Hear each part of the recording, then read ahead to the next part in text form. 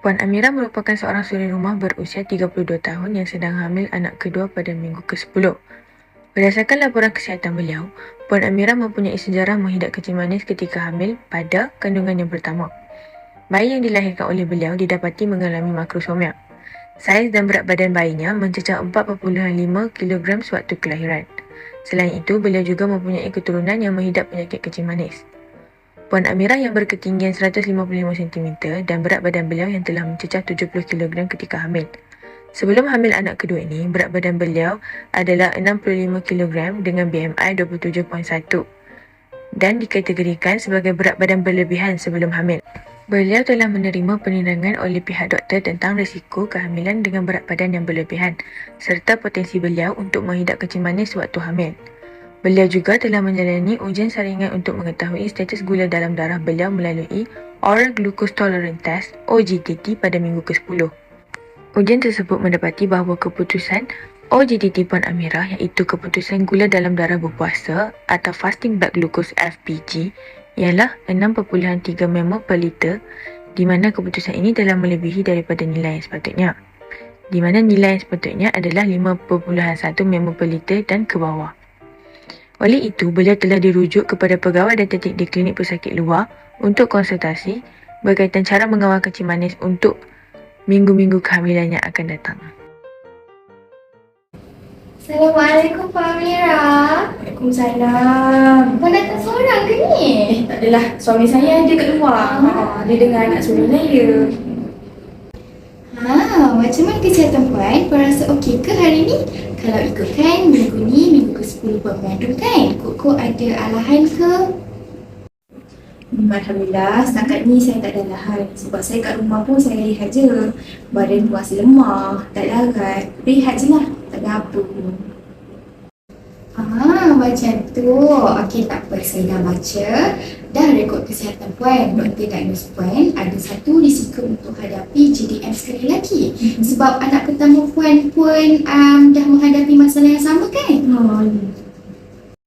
Allah, jadi macam mana tu ya?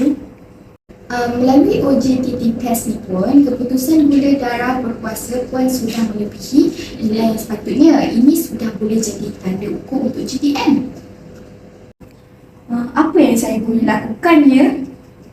Memandangkan BMI asal Puan pun sudah dikategorikan berat badan berlebihan, jadi fokus dekat pemakanan dan aktiviti fizikal supaya dapat mengurangkan risiko terhadap kesihatan Puan dan kandungan Puan. Tapi berat saya banyak juga tambahnya tu. Tak apa ke berat naik sampai macam tu sekali? Sebenarnya peningkatan berat badan untuk trimester pertama sudah melebihi had sepatutnya. Berat Puan pun meningkat sebanyak 5 kilo. Kalau ikutkan kadar peningkatan berat badan yang sihat waktu hamil ialah 0.5 kilo sehingga 2 kilo sahaja untuk trimester pertama. Oh, macam tu. Macam mana saya kena jaga pemakanan saya ya? Okey, sebelum tu saya nak tahu pemakanan Puan pada hari semalam. Boleh. Daripada ini kita dapat lihat pemakanan Puan tidak memberangsangkan. Pengambilan karbohidrat dan lemak Puan melebihi dari yang sepatutnya.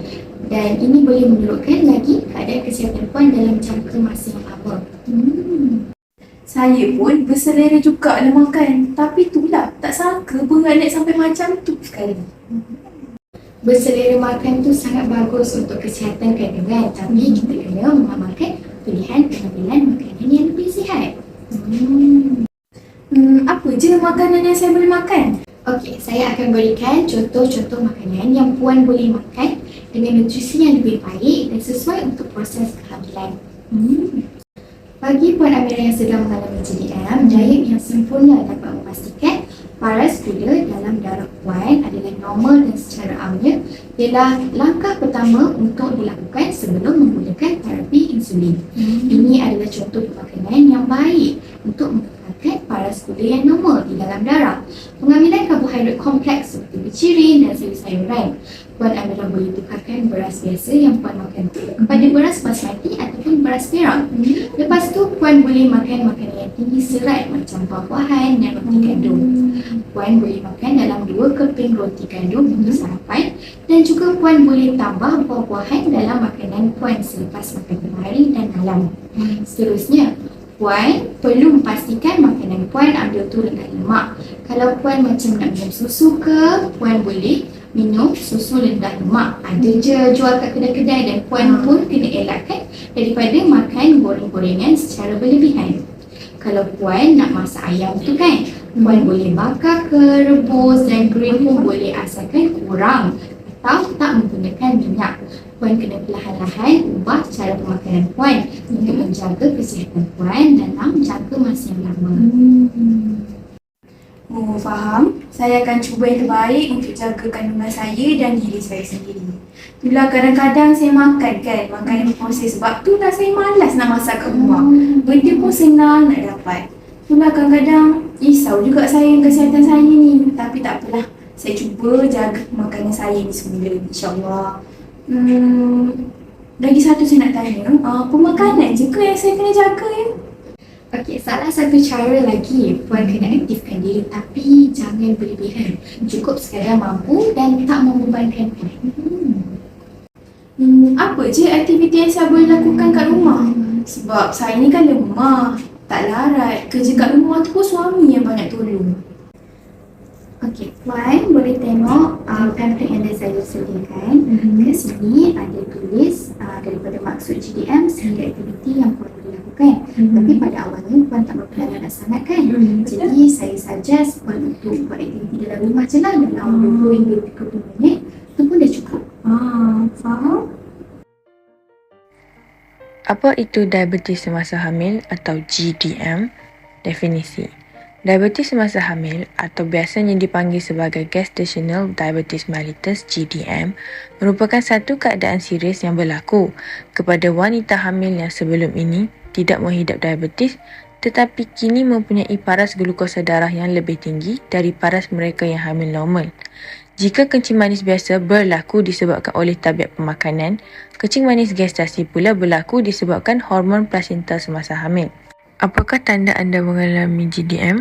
Antaranya adalah merasa tak amat dahaga, kerap membuang air kecil dan kelesuan. Siapakah yang berisiko mengalami GDM? Golongan yang berisiko mengalami GDM adalah wanita yang berumur 25 tahun ke atas. Selain itu, mempunyai berat badan yang berlebihan sebelum hamil, seterusnya menghidap GDM ketika kehamilan yang lalu dan pernah melahirkan bayi yang bersaiz-besar sehingga mencecah 4 kg ketika kelahiran terdahulu, lahir mati atau bayi dilahirkan cacat. Dan yang terakhir, wanita tersebut mempunyai sindrom ovary polycystic atau PCOS. Kalau jalan macam ni, saya rasa okey je. Tapi kalau saya rasa macam dah sihat sikit ke, dah larat sikit ke, saya buatlah aktiviti-aktiviti yang lain ni. Kalau macam tu baguslah. InsyaAllah Puan tak ada apalah, Puan jangan risau InsyaAllah. Terima kasih. Lepas tu ada ke yang saya perlu tahu lagi? Setakat ni tak ada apa-apa, tapi dalam 2 ke 3 minggu lagi Puan boleh datang balik untuk kita tengok makanan dan aktiviti. Semoga ada penambahbaikan lah. InsyaAllah. Terima kasih.